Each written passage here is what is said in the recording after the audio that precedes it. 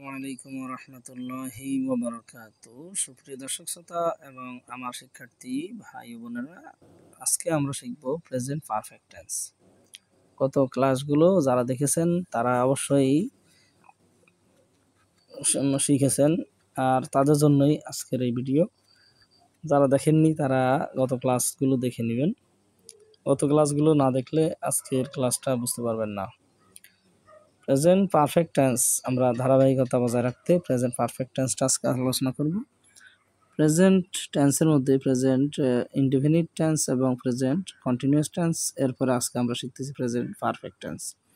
তো কোনো কাজ এইমাত্র শেষ হয়েছে কিন্তু তার ফল বর্তমান আছে, এরূপ বুঝালে তার কালকে প্রেজেন্ট পারফেক্ট টেন্স বলে। এটার জন্য এসি, এসও, এইরকম ইয়াসও এরকম থাকবে। এবং সাবজেক্টের এটার গঠন প্রণালী হলো সাবজেক্টের নাম্বার ও পার্সন অনুসারে হ্যাভ বা হ্যাজ বসে। এগুলো একটু মনে রাখার বিষয়। যেমন প্রেজেন্ট ইনডেফিনিট টেন্সে আমরা যেভাবে শিখেছিলাম, প্রেজেন্ট ইনডেফিনিট টেন্সে এখানে কোনো ভার্বের কথা আসেনি।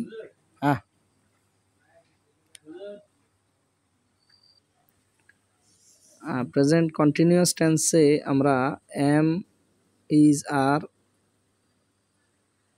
ইজ আর এই রকম কিছু ভার্বের কথা আমরা পেয়েছি।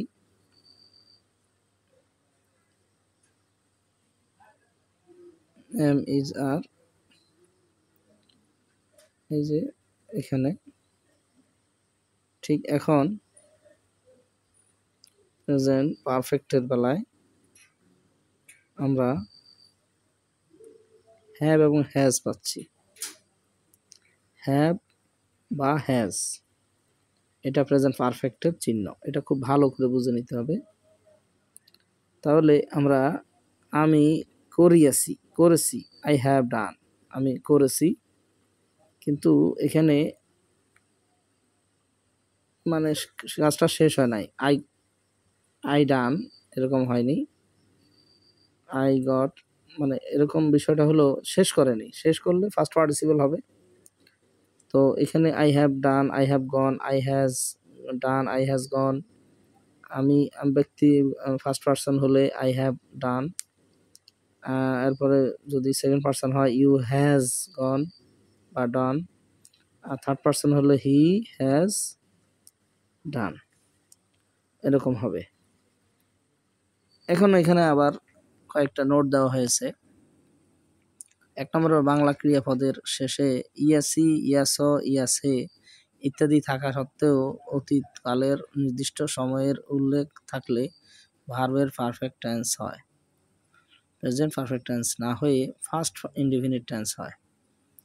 সে গত করলো আসিয়াছে, এসেছে। হি কাম ইয়েস্টারডে, অর্থাৎ এটা চলমান, শেষ, আসছে যে এটা কাজটা শেষ। লোকটি গত করলো মারা গিয়েছে, এটা দ্য ম্যান ডাইড ইয়েস্টারডে, এটা ঘটনা হয়ে গেছে।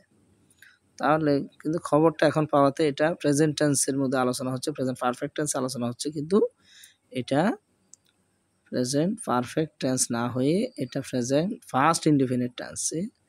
অর্থাৎ যখন সেটা শোনার কথাটা যেই সময়ে আলোচনা হচ্ছে সেই সময়টা আসলে পাস্ট, অর্থাৎ অতীতের ঘটনা। এরপরে কোনো ক্রিয়ার শেষে নি, নাই ইত্যাদি থাকলে প্রেজেন্ট পারফেক্ট বা ফার্স্ট ইনডেফিনিট দুটিই হয়। আমি ভাত খাইনি, I have not eaten rice or I did not eat rice. তিনি আসেননি, হি হ্যাজ নট কাম আর he did not come. 3 number হলো অতীত কোনো বর্তমান ঘটনা এখনো চলছে, এরূপে বুঝালে প্রেজেন্ট পারফেক্ট টেন্স হয়। সে পরীক্ষায় সব সময় প্রথম হয়ে আসছে। তাহলে এটা হলো ঘটমান সত্য, অর্থাৎ সে এরকম করে, এরকম পায়। He has always come from first in the exam. আমি তাকে 5 বছর ধরে চিনি। I have know him for 5 years ago, এরকম হতে পারে। 4 নম্বরে কোনো সেন্টেন্সে জাস্ট নাও আর্টিকেল বা অলরেডি, ইভার, নেভার, সোফার ইত্যাদি অ্যাডভার্ব থাকে প্রেজেন্ট পারফেক্ট টেন্স হয়। সে সবেমাত্র এখানে এসেছে, he has just come here. সে কখনো ঢাকা যায়নি, he has never gone to Dhaka. 5 নম্বর হলো অনেক ক্ষেত্রে বাংলায় প্রেজেন্ট পারফেক্ট টেন্স বুঝালেও ইংরেজিতে প্রেজেন্ট ইনডেফিনিট টেন্স হয়ে থাকে। সূর্য উঠেছে, দ্য সান ইজ আপ, অথবা দ্য সান রাইজিং, অথবা দ্য সান রাইজেস।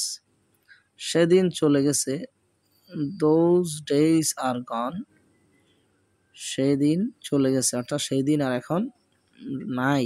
তুমি খুঁজেও সেই রকম কম দামি জিনিসপত্র অল্প টাকায় কেনার মতন সুযোগ পাবে না, অথবা তুমি ইন্টারভিউ ছাড়া চাকরি পাবে না, অথবা তুমি অল্প পড়াশোনায় ভালো নাম্বার পাবে না। অর্থাৎ দোজ ডেজ আর গন, এক্ষেত্রে এটা বোঝানো হচ্ছে। ভালো থাকবেন, সুস্থ থাকবেন, আল্লাহ হাফেজ।